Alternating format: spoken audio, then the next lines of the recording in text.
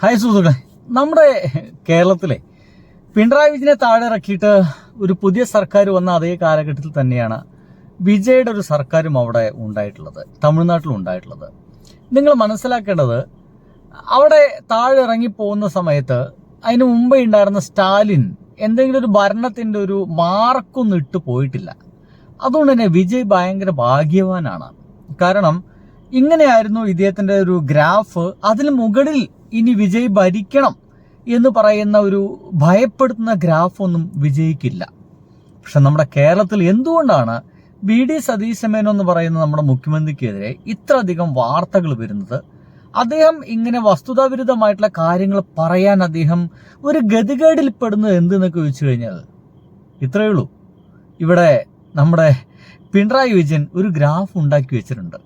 അതിന് മുകളിലേക്ക് ഭരിക്കാൻ കഴിഞ്ഞിട്ടില്ലെങ്കിൽ അതിഭീകരമായിട്ടുള്ള വിമർശനങ്ങൾ ജനങ്ങൾ പറഞ്ഞുകൊണ്ടിരിക്കും. എല്ലായ്പ്പോഴും ഇപ്പൊ കമ്പാരിസനാ. നിങ്ങൾ ശ്രദ്ധിച്ചിരിക്കും, പിണറായി വിജയനെ കൊണ്ട് കമ്പയർ ചെയ്യിക്കാത്ത ഒരു സംഗതി പോലും ഇപ്പോൾ ഗവൺമെന്റ് ഇല്ല എന്നുള്ളതാണ്.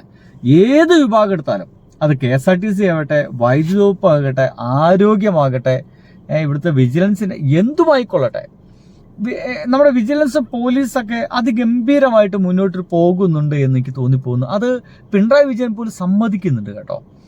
എന്നാൽ മറ്റു കാര്യങ്ങളൊക്കെ തകിടം മറിഞ്ഞിരിക്കുന്നു. നോക്കൂ, കഴിഞ്ഞ 1-2 ദിവസമായി നമ്മൾ കേൾക്കുന്നത് മെറ്റ വഴി പല വാർത്തകളും ഡിലീറ്റ് ചെയ്യപ്പെടുന്നു എന്നുള്ളതാണ്.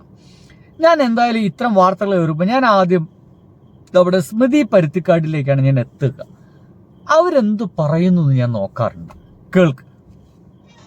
റിപ്പോർട്ടറടക്കം ചില മാധ്യമങ്ങളിലെ വാർത്തകൾ അപ്രത്യക്ഷമാകുന്നതിൽ സർക്കാരിന് പങ്കില്ല എന്ന് മുഖ്യമന്ത്രി പറയുന്നു. റിപ്പോർട്ടറിന്റെ 13 കാർഡുകൾ അപ്രത്യക്ഷമായതിന് പിന്നിൽ ആരാണ്?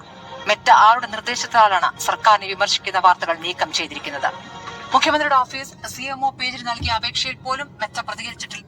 എന്റെ സുഹൃത്തുക്കളെ, നിങ്ങൾ മനസ്സിലാക്കേണ്ടത്, അങ്ങനെ വെറുതെ ഒരു ദിവസം മെറ്റയ്ക്ക് പ്രാന്ത് പിടിച്ചിട്ട് ഒരു പ്രത്യേക ചാനലിന്റെ ഒരു പോസ്റ്റർ വീഡിയോ ഒന്നും ഡിലീറ്റ് ചെയ്യില്ല. ഒന്നെങ്കിൽ മാസമായിട്ട് പെറ്റീഷൻ ഉണ്ടാവണം, അല്ലെങ്കിൽ ആരെങ്കിലും നിയമപരമായിട്ട് ഇത് ഡിലീറ്റ് ചെയ്യപ്പെടണമെന്ന് എന്നെ പറഞ്ഞിരിക്കണം. ഇവിടെ സംഭവിച്ചിട്ടുള്ളത്, ഈ ഒരു പോസ്റ്ററുകളൊക്കെ നീക്കം ചെയ്ത് നിയമപരമായിട്ടാണ്. ഒന്നെങ്കിൽ നമ്മുടെ ഗവൺമെന്റിൽ നിന്ന് ആരോ വിത്ത് ദ പെർമിഷൻ ഓഫ് നമ്മുടെ വി.ഡി. സതീശൻ, അല്ലെങ്കിൽ വിത്തൗട്ട്.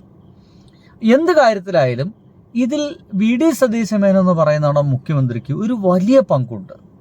എന്താണ് പങ്ക് എന്ന് വെച്ച് കഴിഞ്ഞാൽ, മീഡിയ എന്ന് പറയുന്ന ഒരു ചുമ്മാ സാധനമല്ല, എടുത്തിട്ട് എല്ലാ ദിവസവും അമ്മാനാടുള്ള സാധനമല്ല മീഡിയ. നമ്മുടെ ജനാധിപത്യത്തിന്റെ 4ാം തൂണാണ്. അങ്ങനെ കേരളത്തിലെ മീഡിയയിലെ ഇത്തരം പോസ്റ്റുകൾ മെറ്റ നീക്കം ചെയ്യുന്നുണ്ടെങ്കിൽ അത് അന്വേഷിക്കാനുള്ള ബാധ്യത വേറെ ആർക്കുമല്ല, അത് വി.ഡി. സതീശൻ എന്ന് പറയുന്ന നമ്മുടെ മുഖ്യമന്ത്രിക്ക് തന്നെയാണ്. എന്തുകൊണ്ട് കേരളത്തിൽ ഏറ്റവും സ്വതന്ത്രമായിട്ട് പ്രവർത്തിക്കുന്ന നമ്മുടെ കേരളത്തിലെ മാധ്യമങ്ങളുടെ അവരുടെ വാർത്തകൾ മെറ്റ എന്തുകൊണ്ട് നീക്കം ചെയ്യുന്നു എന്ന് അറിയുകയും അത് ജനങ്ങളെ അറിയിക്കുകയും ചെയ്യേണ്ടത് നമ്മുടെ മുഖ്യമന്ത്രിയുടെ ബാധ്യതയാണെന്ന് എന്തുകൊണ്ട് അത് അദ്ദേഹം ചെയ്യുന്നില്ല എന്നുള്ളതാണ് എന്റെ ഒരു ചോദ്യം കേട്ടോ. ഇനി കേൾക്ക്. ഇപ്പോൾ വി.ഡി. സതീശൻ എന്ന പേരിൽ തന്നെ ഇയാൾ പ്രവർത്തിക്കുമ്പോൾ അത് ഔദ്യോഗിക പേജ് ആണ് എന്ന രൂപത്തിൽ തന്നെയാണോ നിങ്ങൾ അതിനെ കാണുന്നത്? എനിക്കറിയേണ്ട ഒരു കാര്യം കൂടി, ഈ MDMA വിതരണക്കാരാണ്, അങ്ങ് പറഞ്ഞ അനുസരിച്ചാണെങ്കിൽ വിതരണക്കാരൻ തന്നെയാണ്, വെറുതെ അത് ഉപയോഗിച്ച് അതിന്റെ ഒരു ഇരയല്ല. അപ്പോൾ അങ്ങനെ ഒരു വിതരണക്കാരനാണ് എന്നറിഞ്ഞുകൊണ്ട് അന്ന് പ്രതിപക്ഷ നേതാവായിരിക്കെ ആ വിതരണക്കാരൻ എന്റെ കൂടെ നിൽക്കട്ടെ എന്ന വി.ഡി. സതീശൻ ആലോചിക്കുകയായിരുന്നു. അതാണോ നിങ്ങളുടെ ആരോപണം? സത്യം പറഞ്ഞാല് എല്ലായ്പ്പോഴും എങ്ങനെയെങ്കിലും മുഖ്യമന്ത്രി രക്ഷിച്ചെടുക്കാനുള്ള എല്ലാ ശ്രമങ്ങളും തന്റെ ചോദ്യങ്ങളിലൂടെ സ്മൃതി പരുത്തിക്കാട് ശ്രമിക്കാറുണ്ട്. അദ്ദേഹം തീർച്ചയായിട്ടും ഒരു മയക്കുമരുന്ന് ഉപയോഗിക്കുന്ന ഒരാളാണ്, വിൽപ്പനക്കാരനാണെന്ന് എന്ന് അറിഞ്ഞു തന്നെ നിർത്തിയതാണെന്ന് നിങ്ങൾ വിശ്വസിക്കുന്നുണ്ടോ എന്ന് ചോദിക്കുന്നത്. എന്താ നമുക്ക് അതിന് ഉത്തരം പറയാൻ കഴിയുക? അല്ല എന്നാണ്. അപ്പോഴാരെ രക്ഷപ്പെട്ടു? വി.ഡി. സതീശൻ രക്ഷപ്പെട്ടു. ഭാഗ്യം, രക്ഷപ്പെട്ടു.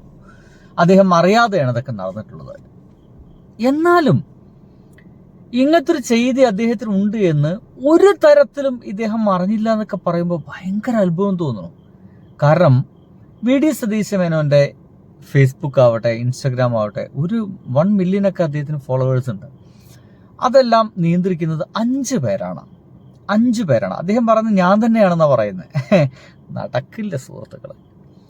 ഇങ്ങനെ ഒരു പബ്ലിക് ഫിഗർ ആയിട്ടുള്ള ഒരാൾക്ക് തൻ്റെ പേജൊന്നും ഇങ്ങനെ ഒറ്റയ്ക്ക് കൈകാര്യം ചെയ്യാൻ കഴിയില്ല. വളരെ റെയർ ആൾക്കാരൊക്കെ സിനിമ ഫീൽഡിലൊക്കെ ചെയ്യുന്നുണ്ട്. മറ്റുള്ളവർക്കൊന്നും നടക്കില്ല, ആരെങ്കിലുമൊക്കെ ഏൽപ്പിക്കും. ഇവിടെ 5 പേരാണ്.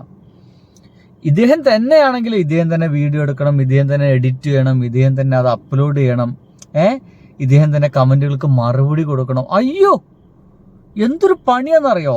ഞാൻ തന്നെ ഒരു ദിവസമൊക്കെ ഇരുന്നിട്ടാണ് എല്ലാവർക്കും ഇരുന്നിട്ട് മറുപടി കൊടുക്കുക. അതുകൊണ്ട് തന്നെ എനിക്ക് കിട്ടിയ പല തെറികളും ചിലപ്പോൾ ഒരു ഞായറാഴ്ചകളൊക്കെ ആവും ഞാനൊക്കെ തിരിച്ചറിയുക. അപ്പൊ ഇതെല്ലാം ചെയ്തത് ഇദ്ദേഹമാണ്. It's not possible. ഞാൻ പറയട്ടെ, ഏതായാലും ഗൗരവമായിട്ടുള്ള കുറ്റകൃത്യമാണെന്ന് ആർക്കും സംശയമില്ല. ഒരു കൃത്യമായി മയക്കുമരുന്നിനെതിരെ പോരാടുന്ന ആൾ എന്ന രൂപത്തിൽ ഒരു ബനിയനും ഇട്ട് ക്യാമ്പയിൻ സംഘടിപ്പിച്ച യൂത്ത് കോൺഗ്രസിന്റെ നേതാവാണ് എന്നതിലും സംശയമില്ല. 6 ജില്ലകളിൽ ഇത്തരത്തിൽ മയക്കുമരുന്ന് ഏറ്റവും ഗുരുതരമായിട്ടുള്ള, കഞ്ചാവല്ലല്ലോ, MDMA ഉയർന്ന അളവല്ലേ ഏറ്റവും ഗുരുതരമായിട്ടുള്ള അളവ്, വിതരണം ചെയ്ത ഒരു സംഘമാണ് എന്നതിലും ആർക്കും സംശയമില്ല. അപ്പോ പ്രതിപക്ഷ നേതാവായിരിക്കുമ്പോ ഇതെന്താ ചിലപ്പോൾ നിങ്ങൾക്ക് എതിർക്കാനൊക്കെ തോന്നും. കാരണം അതൊരു LDF-കാരനാണ് സംസാരിച്ചുകൊണ്ടിരിക്കുന്നത്. ഇനിയുമുണ്ട് കേട്ടോ. സർക്കാരിലെ പോലീസാണ് അയാളെ പിടികൂടിയിരിക്കുന്നത്. യൂത്ത് കോൺഗ്രസിന്റെ നേതാവല്ല എന്ന് OJ ജനീഷ് പറയുന്നു. നേതാവല്ല പോട്ടെ, പ്രവർത്തനെങ്കിൽ പ്രവർത്തകൻ. ആ പ്രവർത്തകൻ ഈ പറഞ്ഞ രാഷ്ട്രീയ നേതാക്കളുമായി നല്ല ബന്ധമുണ്ട് എന്ന് പുറമേക്ക് കാണിച്ചുകൊണ്ട് അയാളുടെ കച്ചവടം പൊടിപൊടിക്കുകയായിരുന്നെങ്കിൽ അയാളിപ്പോൾ പിടിയിലായിരിക്കുന്നു. ആ പിടിയിലായിരിക്കുന്നു എന്നൊരു പ്രധാനപ്പെട്ട പോയിന്റ് അല്ലേ അഡ്വക്കേറ്റ് കെ സരൺകുമാർ ഇവരുടെ കാലത്ത്? തീർച്ചയായിട്ടും പിടിയിലായി എന്നത് തീർച്ചയായിട്ടും ഒരു നല്ല പോയിന്റാണ്. പക്ഷേ പിടിയിലായതിനു ശേഷമാണ് ഇത് VD സതീശൻ മേനോന്റെ എന്താ പറയുക, ഇതൊക്കെ കൈകാര്യം ചെയ്യുന്ന ഒരാളാണ് എന്ന് മനസ്സിലായത്. അവിടെയാണ് പെട്ടുപോയത്. അല്ലെങ്കിൽ ഇതൊരു കളിയാണ്. ഞാൻ വിചാരിക്കും ഇതൊരു വേറൊരു കളിയാണ്. കാരണം ഇവിടെ അധികാരത്തിൽ കയറണമെന്ന് ആഗ്രഹിക്കുന്ന ഒരാൾ KC വേണുഗോപാലാണ്. അദ്ദേഹത്തിന് സാധിച്ചില്ല, മുഖ്യമന്ത്രിയാൻ സാധിച്ചില്ല. ഇനി അതുമായി ബന്ധപ്പെട്ട് വല്ല കളികളാണോ VD സതീശൻ മേനോൻ എന്ന് പറയുന്ന നമ്മുടെ ബഹുമാനപ്പെട്ട മുഖ്യമന്ത്രിയെ പുകച്ച് പുറത്തു ചാടിക്കാൻ വേണ്ടിയിട്ട് കോൺഗ്രസിനുള്ളിൽ തന്നെ നടക്കുന്ന ചില കളികളാണോ ഇത് എന്നുള്ളതൊക്കെയാണ് എൻ്റെ ഒരു കാതലായ സംശയം കേട്ടോ. പറയാൻ കഴിയില്ല. ഇവര് വല്ലാത്ത ടീമുകളാ. ചിലപ്പോൾ ഒക്കെ ചെയ്ത് കളയും എന്നുള്ളതാണ്. എന്തായാലും സുഹൃത്തുക്കളെ, കഴിഞ്ഞ കുറച്ച് ദിവസങ്ങളായിട്ട് ഇനി ഇതുകൂടി കേക്ക്. നവകേരള സദസ്സുമായി അത് വേണ്ട, അത് ഞാൻ പിന്നെ പറഞ്ഞുതരാം. അതൊരു പ്രത്യേക വീഡിയോ തന്നെ അതിനെക്കുറിച്ചൊക്കെ ചെയ്യേണ്ടി വരും. എന്തായാലും ഇന്ന് ഇതെല്ലാം കൂടിയിട്ട് ഇന്നത്തെ ചർച്ച കൂടി നമ്മുടെ സ്മൃതി പരുത്തിക്കാട്ടിന് നയിക്കേണ്ടി വന്നല്ലോ എന്നുള്ളതാണ്. ഇതാണ് വിധി വൈപരീത്യം എന്നൊക്കെ പറയുക. ഏറ്റവും കൂടുതൽ തുള്ളിച്ചാടിയ ഒരാളാണ്, തുള്ളിച്ചാടി ഡാൻസ് കളിച്ച ഒരാളാണ് നമ്മുടെ ആരുടെ മുമ്പിൽ, ആരാണ്, അരുൺകുമാറിന്റെ മുമ്പിൽ ഡാൻസ് കളിച്ച ഒരാളായിരുന്നു സ്മൃതി പരുത്തിക്കാട് അല്ലേ. ഇപ്പൊ എന്ത് ചെയ്യും? ആ ഡാൻസ് ഒക്കെ റിപ്പീറ്റ് ചെയ്യാൻ പറ്റുമോ? അവരെ കൊണ്ട് തന്നെ ഈ ചാനൽ ചർച്ച, VD സതീശനെതിരെയുള്ള ചാനൽ ചർച്ച നയിക്കാൻ വിട്ടു എന്നുള്ളതാണ്.